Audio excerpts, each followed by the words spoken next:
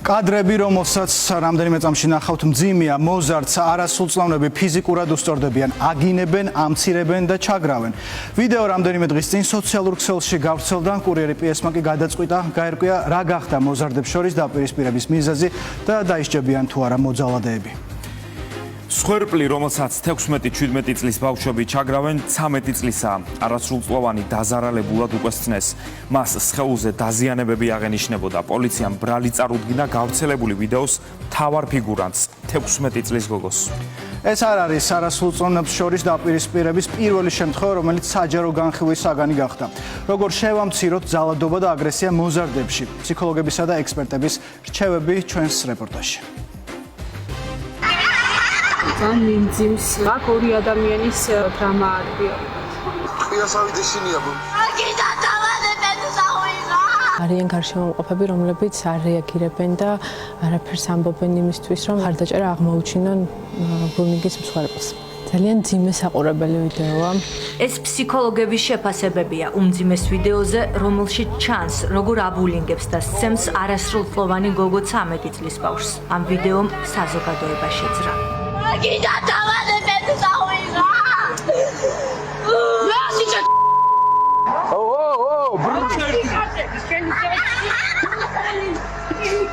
ამ ფაქტმა არაერთი პრობლემა გამოგვეთა. გაჩნდა კითხვებიც, რატომ გამოირჩევა ასეთი სისასტიკით მოძალადი არასრულწლოვანი? მეორეს მხრივ კი მის მიმართ საზოგადოება, რაც ფსიქოლოგების შეფასებით ასევე ძალადობის ერთ-ერთი ფორმაა.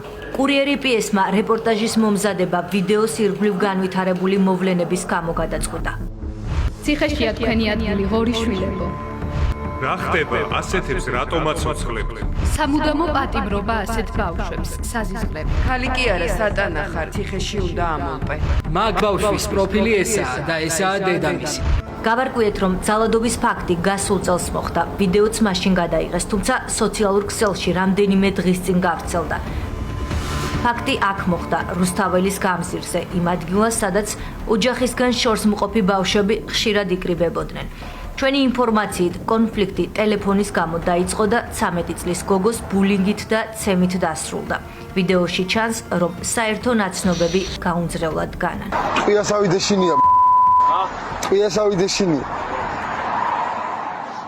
ერთ-ერთი ვითარებას ამწვავებს, მეორე კი ძალადობას იღებს.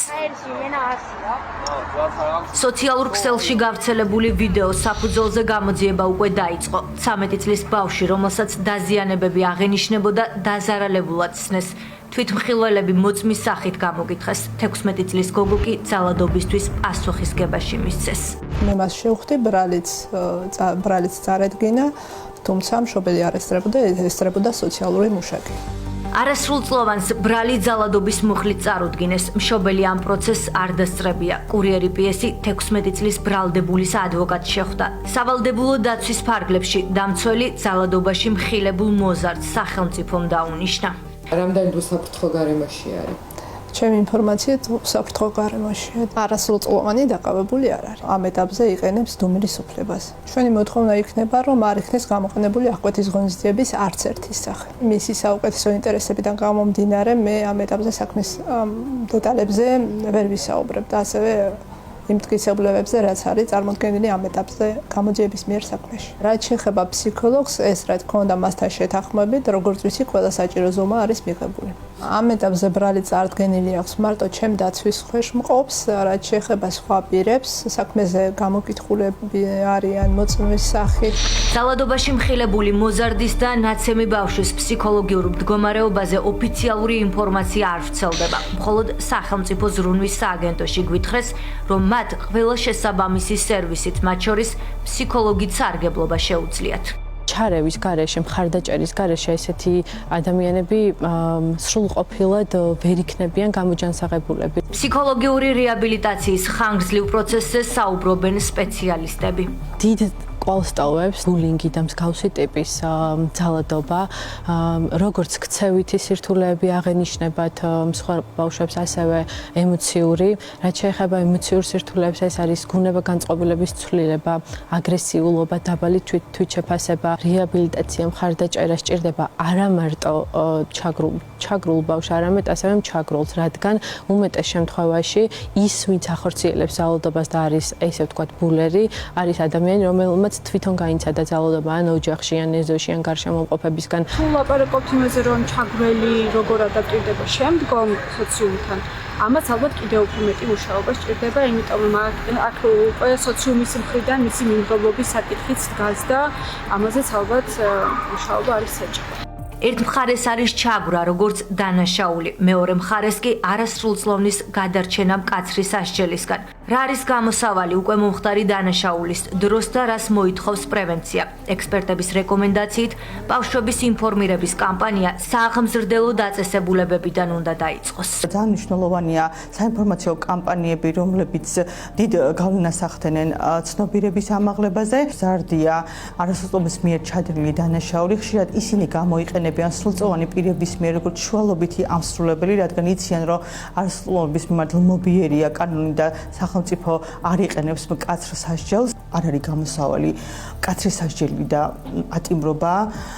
არასრულწლოვანთა მართლმსაჯულების კოდექსი მოიაზრებს განრიდება მედიაციის პროგრამას, რომელიც მოიცავს ბრალდებულის მხრიდან დაზარებულისადმი ბოდიშის მოხდას.